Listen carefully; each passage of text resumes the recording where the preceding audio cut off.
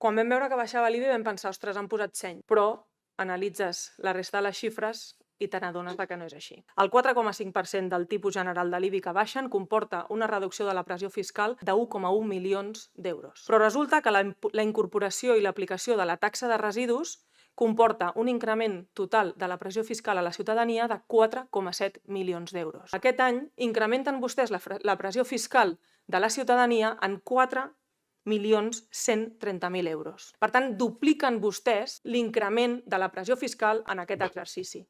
Tenen un estalvi net de 14 milions d'euros, no fan els serveis que pertoca i, a més, tenen un romanent de tresoreria de 20 milions d'euros. Fer trampes és intentar fer creure a la ciutadania que baixant l'IBI estan baixant la pressió fiscal. I, a més, també els diem que van tard a l'hora de millorar el servei de recollida de residus i per això tindrem el gruix de la ciutadania amb una pressió fiscal que no li pertoca malgrat estigui fent els deures. Per tant, implementen una pressió fiscal que actualment no es podrà bonificar i en el gruix de la ciutadania no es bonificarà com a mínim fins al 2029.